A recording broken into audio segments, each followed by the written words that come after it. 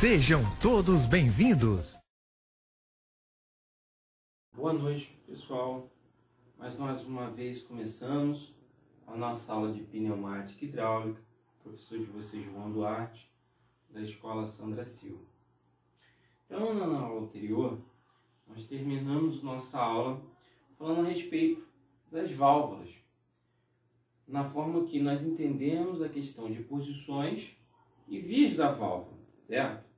Só que precisamos dar continuidade ao conteúdo com relação à válvula, pois precisamos saber identificar as válvulas. E a aula de hoje é exatamente sobre válvulas e atuadores. Então, começando novamente com as válvulas, né? Na aula anterior a gente tinha falado sobre uma parte da identificação das válvulas. Só que além de número de posições e número de vias, nós precisamos saber os tipos de comandos, né? E a posição inicial, se é normalmente aberta, se é normalmente fechada. Isso é muito importante para a aplicação das válvulas. Outra coisa que nós precisamos também estar trazendo, tá? É a norma DIN e a ISO vai trazer para a gente uma nomenclatura de 4 situações que as vias da válvula vão nos trazer, que são a pressão ou a alimentação de pressão da válvula, tá? A utilização, para onde essa pressão está sendo direcionada, o escape, que é o retorno para a atmosfera, e a pilotagem, né? O que acontece? Na pressão é a alimentação da válvula, tá? Que é indicado por P ou 1, tá? Nos desenhos técnicos. A utilização, né, para onde vai estar sendo levado essa via, o fluido, para ser acionado um atuador, ou um motor, ou uma máquina em si, vai ser pela utilização, ok? Então, elas vão ser separadas por A, B e C, ou em números 2, 4 e 6, sempre respeitando essa regra, tá, gente? No escape, tá? Todas as válvulas, como a gente viu no sistema pneumático, né? Nós não retornamos o ar novamente para um acumulador, né? Que é um vaso de pressão. Nós acumulamos inicialmente, tá? O ar em um vaso de pressão, e depois de um determinado volume alcançado, e a gente sabe isso através da pressão, nós vamos acionar o sistema através de válvulas, através de motores, equipamentos, ok? Vamos utilizar e consumir esse ar. Só que nem todo o ar vai ser consumido. Quando nós estivermos fazendo o controle do nosso sistema, a gente vai deixar que esse ar escape na alternação das nossas válvulas, como nós vamos ver os tipos aqui, ok? E por isso, nós precisamos de um escape. E esse escape é para a atmosfera, porque não há poluição, a não ser um pouco de poluição sonora, ok? Então, esse escape dessa via da válvula pode ser R, S e T. E em números, pode ser 3, 5 e 7, ok? A de pilotagem, tá? É quando uma válvula ela comanda outra válvula, ok? Então, nós vamos chamar isso de pilotagem, tá? Ela vai pilotar a outra válvula, ok? Ela vai controlar a outra válvula. Então, quando nós vermos as letras X, Y, Z e os números 10, 12 e 14, vão ser as válvulas de pilotagem, tá? As vias de pilotagem, ok? Então, entendido, tá? O número de vias e essa classificação, agora precisamos saber os tipos, ok? Então, nós podemos classificar os tipos, tá? Em 4 grandes grupos, ok? Esses 4 grandes grupos serão direcional, bloqueio, vazão e pressão. Então, as válvulas direcionais vão contar com carretel e com assento. Começando com o tipo de válvula de carretel, tá? É uma válvula da qual o seu corpo interno, ok? onde o seu êmbolo interno vai estar funcionando, tá? Ela vai ter cavidades e vai deslocar essas cavidades através, né, do fluido que é o ar, e essa seleção dessas vias e escapes vai acontecer através onde o mesmo corpo ele ocupa várias cavidades e ele se desloca em conjunto, ok? Então, muita utilização de anéis ou rings, que são anéis de borracha de alta resistência, para que possa auxiliar nesse deslocamento sem que nós venhamos perder ou ter um desgaste excessivo com a pressão do ar, ok? As de assento, elas têm normalmente um formato de prato ou de sede, tá? É muito comum apenas um formato conduzindo uma cavidade e outra, né? Alternando essas vias, ok? Então, nós podemos classificar assim, a carretel ela tem um corpo mais extenso e a de assento vai se classificar por um formato de um prato ou de sede ou até de algum outro corpo, mas de forma menor, né? E a válvula direcional em si, que falamos sobre esses dois tipos, é o tipo que vai deslocar o ar para uma utilização entre uma via e outra, né? Assim como nós podemos classificar semelhantemente um circuito eletrônico, ok? Onde nós vamos ter as funções lógicas, tá? As nossas válvulas direcionais, elas vão estar deslocando o ar dentro dessa analogia de funções, ok? Onde você vai poder deslocar o ar em um sentido ou em outro, ok? As válvulas de bloqueio, ok? Elas são tipos de válvulas que vão trazer alguma função para bloquear uma passagem, seja num sentido, uma direção ou em uma função, ok? Então, são elas de retenção, escape rápido, simultaneidade e alternadora. A de retenção, ok? Vai acontecer da seguinte forma: ela vai bloquear a passagem da nossa rede apenas para uma direção, ok? A de escape rápido é quando há necessidade de esvaziar o atuador ou algum equipamento de uma maneira rápida, ok? Quando a mesma linha que alimenta a válvula, tá? Quando não há mais alimentação de pressão, então essa válvula ela vai fazer com que esse ar se escape rapidamente, de forma que a rede onde estava o elemento, né, atuante possa ter aí esgotado o seu ar, que poderia estar dentro do seu interior, dentro, por exemplo, de um cilindro pneumático, né, muito utilizado, bem próximo aos cilindros pneumáticos, para auxiliar em alguma função que precisa de retorno rápido, ok? A válvula de bloqueio de simultaneidade, ela funciona da seguinte maneira, tá? Ela tem duas posições, tá?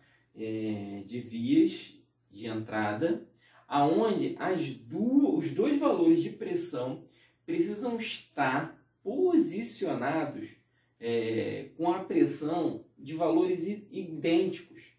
Se um dos valores das extremidades ou dos orifícios estiver maior do que o outro, ela automaticamente se desloca o seu eixo e ela deixa de estar descentralizada, ok? Ela se descentraliza e ela bloqueia a passagem do fluxo de ar, ou seja, ela precisa de duas pressões, tá? Para pilotar essa válvula de maneira que o eixo dela se mantenha aberto, ok? Porque se alguma das pressões cair, ela bloqueia a passagem de ar que está dentro dela para alimentar um outro circuito ou o próprio equipamento, ok? A alternadora, você vai decidir para qual direção que você vai estar trabalhando a alimentação, né, dessa válvula e posteriormente a utilização, né? Então, se você escolher a utilização por um lado, a válvula de pressão vai ter que ser alimentada pelo outro. Se você escolher a utilização por um lado, aí vai alternar. Então ela tem esse nome de alternadora porque ela alterna a passagem, fazendo assim esse bloqueio de forma para redirecionar, né?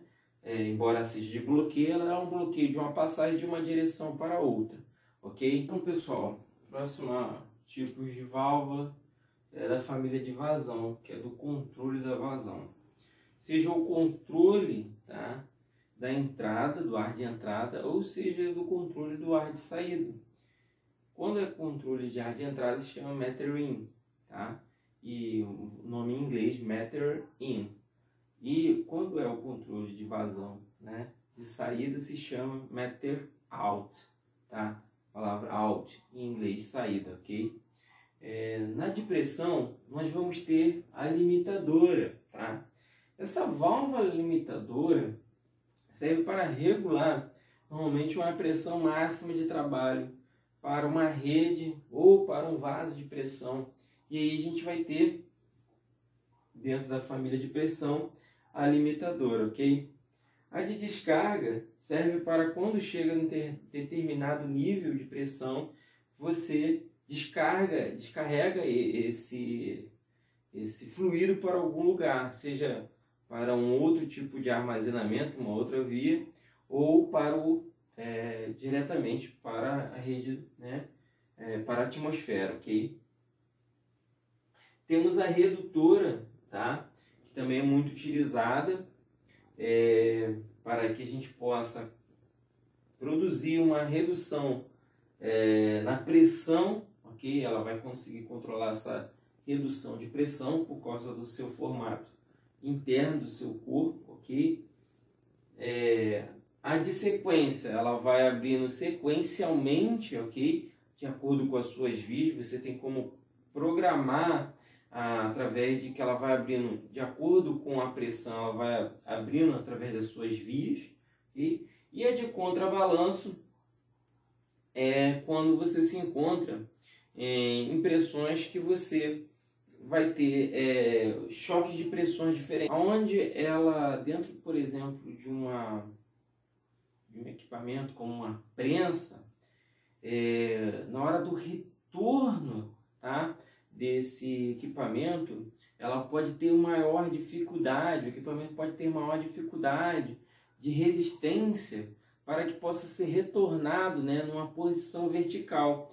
Então essa válvula, ela vai auxiliar para que ela faça um movimento, tá? Ela vai produzir dentro da função dela de pressão, uma facilidade de retorno, tá, desse equipamento, ou seja, ela vai contrabalancear entre uma operação e outra, de forma que ela vai facilitar o retorno, por exemplo, do pistão dessa prensa, para que ela não venha ter interferências na sua velocidade, na sua agilidade, né? Então ela é muito utilizada, tá? A válvula de contrabalanço em prensas pneumáticas, a fim de produzir uma facilitação no retorno, tá? Que se fez do acionamento dessa atuação de uma prensa, ok?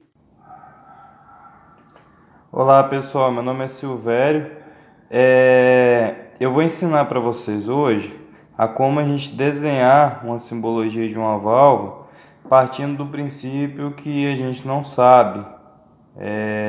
Aqui eu peguei novamente uma válvula TN6, aqui na frente da plaquinha eu tenho a simbologia dela, mas às vezes a gente não tem essa simbologia na válvula e a gente precisa identificar. A gente está com a máquina parada, deu problema numa válvula, né? A gente não sabe identificar, às vezes para pedir para o fornecedor. Então vamos aprender aqui como a gente identificar essa válvula. Tirei aqui as bobinas, pessoal, vamos deixar só o corpo da válvula. Então aqui eu tenho uma válvula TN6.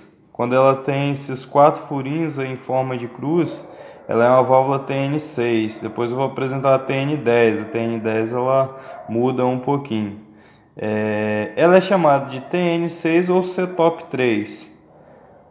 Ela é uma válvula de duplo solenoide, né? Ela tem duas bobinas. E eu tenho que desenhar a simbologia dessa válvula para mim estar solicitando ao fornecedor para estar mandando uma válvula dessa para mim. Então, pessoal, aqui no corpo da válvula ela já indica pressão A e B e o tanque, onde é que está localizado. No caso aqui está do outro lado. Aqui a gente pode seguir, como ela está falando que o tanque é aqui, então esse furo aqui, ó, vai ser o tanque. Esse furo vai ser o tanque. Se a gente virar aqui, ó, do outro lado, ela está indicando P, A e B. Então P ele vai ser esse furinho aqui, ó, na mesma direção. Aqui, ó, B e A, no mesmo sentido.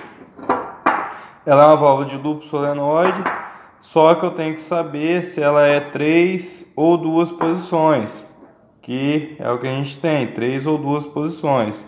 Olhando aqui na simbologia, eu já sei que ela é uma válvula de 3 posições. Ela é uma válvula de 3 posições, 4 vias. Mas vamos imaginar que a gente não tem essa plaquinha aqui. Algumas válvulas, pessoal, elas não vêm com simbologia na frente.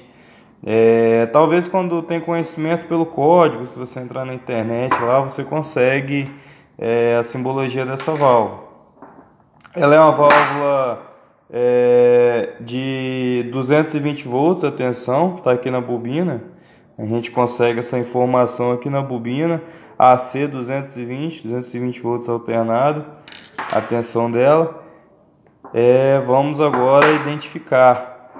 Para me saber, pessoal, se ela é uma válvula de 3 posições ou 2, a gente tem que fazer um teste aqui para ver se ela vai ter mola. Se ela tiver mola dos dois lados, ela é 3 posições, porque a mola vai fazer a posição central. Então, aqui na simbologia a gente já consegue ver, ó.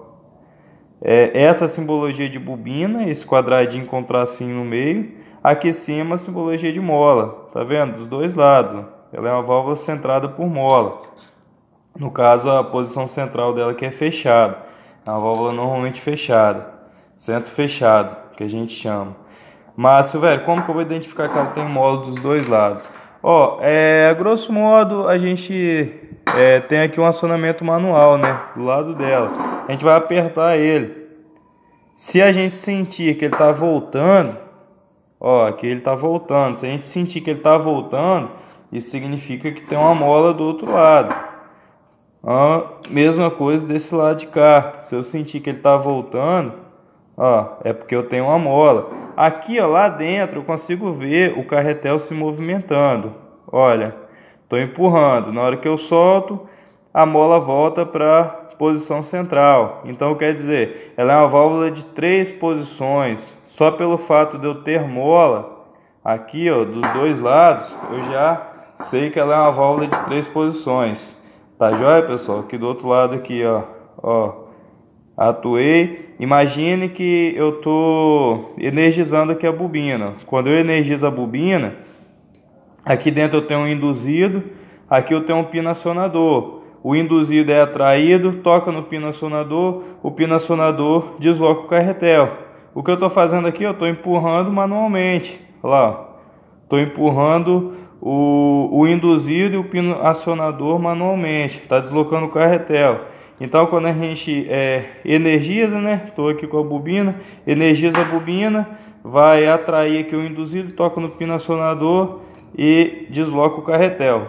Quando eu desenergizo, eu perco a força aqui, né, do meu induzido, a mola que está do lado de cá empurra esse carretel de volta. É isso que está acontecendo aqui, ó. Olha lá, atuo, o carretel volta. E no momento que esse carretel desloca, a posição muda. Então eu já sei que é uma válvula de 3 posições. Então, vamos aqui desenhar a simbologia dessa válvula. Desenhar grande aqui, pessoal, para a gente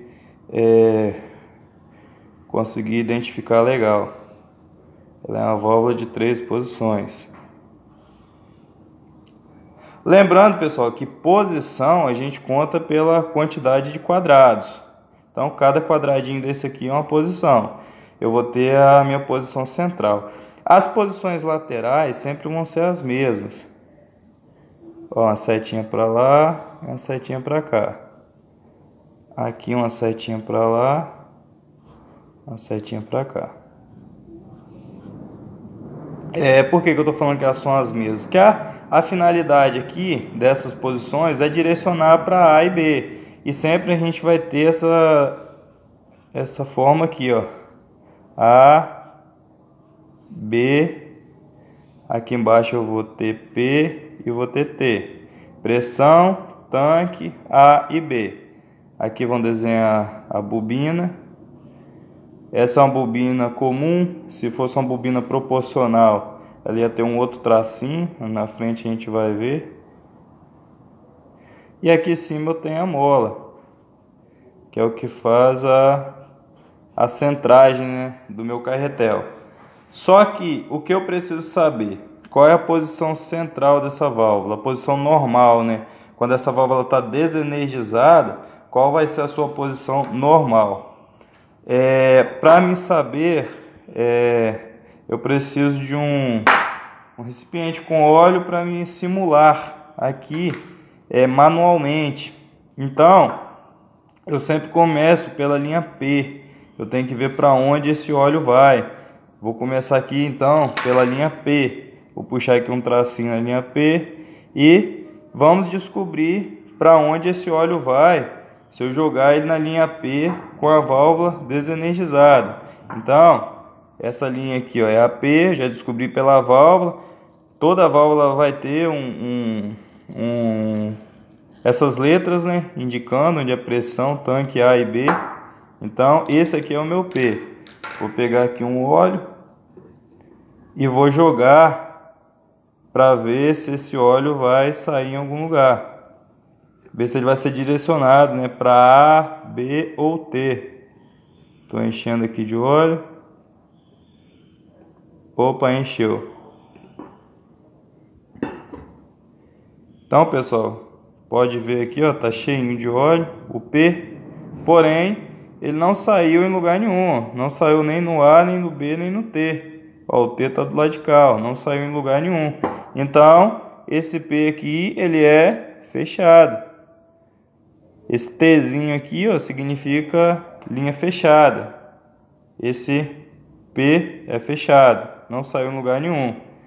Então, vamos pular para o A, o B ou o T. Aqui eu posso escolher qual que eu quero, porque para me saber aonde vai ligar. Vamos no T então, vamos ver se o T vai ligar em algum lugar. O T, esse lado de cá.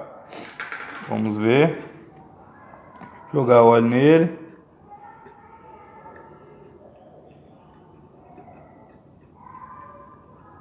Encheu. Puxar aqui pra gente ver. Ó, o T, enchi o T de óleo, não saiu em lugar nenhum. Então o T também é fechado. Ele podia ter ligação, pessoal. Aqui, ó, o T, ele podia ter ligação com A e B. Aí iria ser uma válvula centro J. Mas o T também está fechado. Vamos ver agora se o A vai se comunicar com o B. Eu poderia ter o A se comunicando com o B apenas. Vamos encher. Fechado. A. Aqui. No caso foi o B. Eu joguei o óleo aqui no B. Não se comunicou com o A. Então é evidentemente que esse A também está fechado, né? Não se comunicou com nenhum dos três. Então, joguei no B aqui, está fechado. Consequentemente, o A também vai estar fechado. Então, consegui aqui desenhar a simbologia da minha válvula. A válvula de duplo solenoide, normalmente fechado, centro fechado, né, que a gente fala. Então, eu já saberia que ela era uma TN6. Sempre quando tem esses 4 furos, né, que são as 4 vias dela. Aqui, ó, pessoal, por simbologia, para me identificar a quantidade de vias, eu olho apenas em uma posição. Então as outras posições têm que ser a mesma. Esse T aqui de fechado, ele é uma via da válvula. Eu conto em uma posição aqui, que é em um quadradinho desse. 1, 2, 3, 4. Então, é uma válvula de 4 vias. Eu posso olhar também fisicamente na válvula. Ela tem 4 furinhos. Por isso que ela é 4 vias. 4 vias de acesso aqui de uso da minha válvula. Então, aqui basicamente eu consegui especificar essa válvula. Ela é duplo solenoide, TN6, 3 posições, centro fechado, 4 vias. Deixa eu ver se eu tenho outra aqui. Peguei uma outra válvula aqui, só para a gente fixar legal. Ela já é uma válvula de simples solenoide. Quando ela é simples solenoide, a gente já mata que ela é 2 posições. Por quê? Ela tem uma posição energizada e uma posição desenergizada. Ela é 2 posições. Vamos desenhar ela aqui para a gente entender. Deixa eu ver o outro lado dessa folha. Não dá. Vamos fazer aqui em cima aqui mesmo. Vamos desenhar ela aqui. Deixa eu tirar essa válvula daqui. Então, a gente já sabe que ela é uma válvula de 2 posições, por ela ser simples solenoide. Ou ela está energizada ou ela está desenergizada. Vamos desenhar aqui. Silvério, como é que é posição? Posição é quadradinho, por simbologia. Então, tem 2 quadradinhos, tem 2 posições. Vamos desenhar aqui a bobina. E a mola. Como ela é 2 posições, ela é retorno por mola. Então aqui, vamos olhar. Acionei, quando eu solto, carretel volta. Acionei, quando eu solto, carretel volta. Então ela só tem 2 posições. Vamos pegar aqui então, na posição principal, vamos botar aqui, A, B, P e T. Ficou um pouquinho embolado, pessoal, mas dá para entender. Vamos só puxar o tracinho aqui para a gente saber como que é essa válvula. Agora vamos fazer a mesma coisa. Vamos jogar. Essa aqui, pessoal, ela já não tem a marcação no corpo da válvula, mas ela tem aqui na plaquinha. P, T, A e B. Só que, Silvério, se não tiver a plaquinha, essa válvula ela sempre vai ter um pininho aqui, indicador. Esse pininho ele sempre está na linha de pressão, tá vendo? É sempre umas ideias que a gente vai aprendendo aí no decorrer da caminhada. Essa linha aqui, esse pininho, ele fica perto da pressão. Então, o que está oposto à pressão é o tanque. Pressão, tanque, A e B. Aqui a gente vai definir quem é A e quem é B. Pressão, tanque, A e B. Se a gente for olhar aqui na simbologia, no nosso desenho aqui, vamos começar aqui por P, jogando o óleo para ver aonde que ele vai sair. Ou se ele vai sair, né, em algum lugar. Jogando.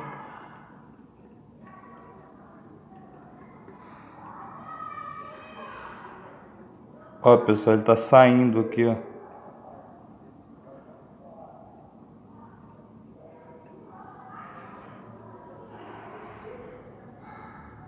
Consegue enxergar?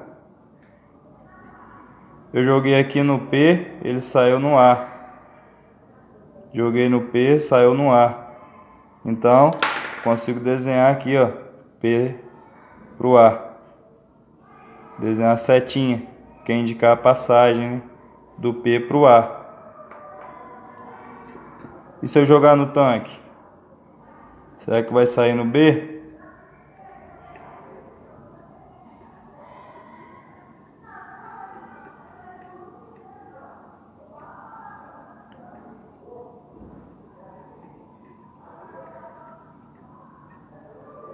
Saiu. Olha lá. Saiu no B. Tirar ela daqui.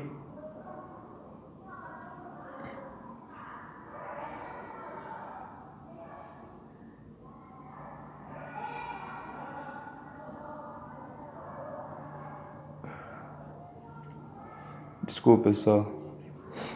A setinha aqui é para baixo. É do B para o T. Sempre é do P para o A, do B para o T. Aí depois, o outro lado vai inverter. Vai ser do P para o B e do A para o T.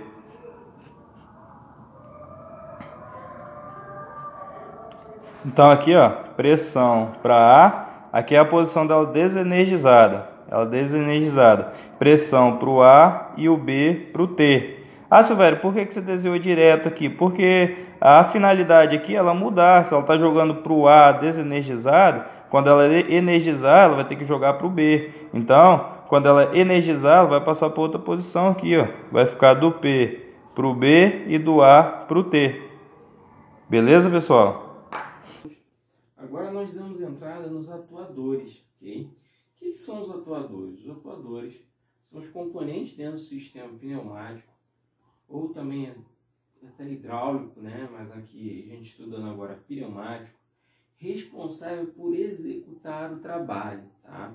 O que é o trabalho? O trabalho é a transformação de qualquer energia, seja qualquer energia que possa existir, né? Potencial, em uma energia mecânica. Ele que vai consumir essa alimentação do fluido do ar para transformar em um trabalho, ou seja, em um movimento mecânico para a atuação que a gente queira produzir dentro de uma indústria ou de um equipamento, enfim. Então, os atuadores eles vão corresponder, tá, em 3 situações: em motores pneumáticos, cilindros pneumáticos e ferramentas pneumáticas, tá? Também vão haver outras classificações como movimento rotativo, movimento linear e movimentos osciladores, tá? Mas aqui a gente vai seguir nessa linha aqui. Por quê? Porque dentro dos motores nós vamos entender que é o movimento rotativo, ok? E aí, dentro desse movimento rotativo, tá? Vai ser o movimento em que nós possamos produzir nesse ar o giro, né, de equipamentos, ok? E aí a gente vai ter paletas onde o corpo interno, tá, desse tipo de motor, ele vai ter paletas onde o ar vai fazer a transformação do giro que toca forçando as pás, né, fazendo o deslocamento através da pressão do ar, ok? Em contato com essas paletas. Pistões axiais e radiais, eles vão trazer aí para vocês, eu vou colocar um vídeo também sobre esses movimentos em física, tá? Mas recordando, tá? O axial é um movimento em direção de um movimento de como se fosse uma bomba centrífuga, tá? Um movimento centrífugo, ou seja, na rotação de um eixo, tá? E radial, ele tende ao quê? A ser perpendicular ao eixo, ok? Fazendo aí a diferença entre o movimento axial e radial, tem a ver aí com a física, ok? Entre um é o giro do eixo e o outro é o giro perpendicular ao eixo, ok? Depois eu vou colocar uma explicação física para auxiliar vocês nesse sentido, ok? Vamos ter também, dentro dos motores rotativos, um movimento rotativo de engrenagens, quando eu quero produzir, tá, um movimento, né, de deslocamento através de engrenagens. Eu posso fazer um motor rotativo, até mesmo uma bomba pneumática de engrenagens, tá? Aí no mercado é a Sandpiper, tá? Ela é muito utilizada para esgotamento, que ela vai produzir uma alta vazão, tá? Através, em contato, né? Ela tem um compressor, você engata, alimenta essa bomba através, né? Ou esse motor, através de engrenagens, e aí ele vai conseguir, através dessas engrenagens, bombear aí o sistema, tá? Então, muito utilizado também. E turbinas, né? Conforme você já tem conhecimento, através de motores, elas servem para potencializar, ok? Movimentos rotativos, né? Então, através desses motores, você consegue produzir maior efeito entre uma rotação e outra, ok? Você vai ampliar o seu poder de deslocamento através de um motor tipo turbina, ok? E falando mais um pouco, né, aqui. Então, pessoal, continuando, o tipo Foley e o tipo Tandem, tá? São tipos de cilindros que se assemelham muito com como se fosse um movimento de músculos, ok? Onde o de Foley ele vai ter uma membrana maior e o de Tandem se assemelha mais a um músculo mesmo, tá? Ele é mais fino, tem um corpo mais comprido, ok? Continuando, tá? Temos também o de cabo de aço, que ele vai ter o auxílio do cabo de aço para regularizar esse movimento, tá, linear dele, ok? Para ele deslocar um cabo de aço em função disso.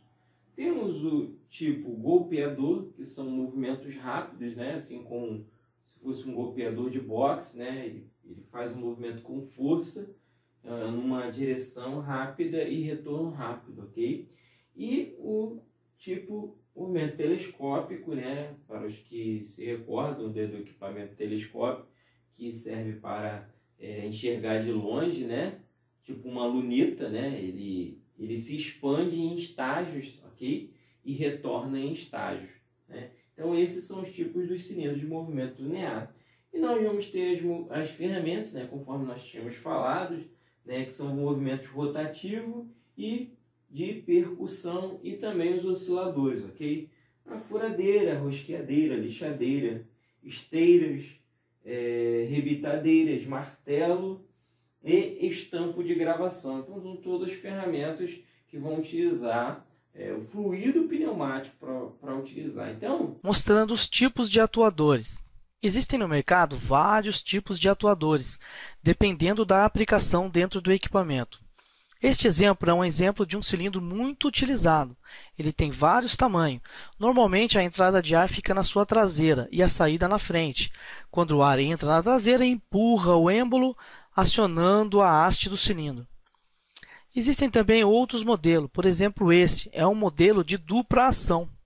Ele serve também para ser acionado, dependendo da aplicação, muito utilizado em robô, onde o ar entra aqui atrás, empurra o êmbolo e quando chega aqui na frente, o seu êmbolo ele tem um material composto por ímã magnético, que atua aqui um sensor switch, que manda uma referência elétrica para um CLP, podendo fazer uma outra atividade.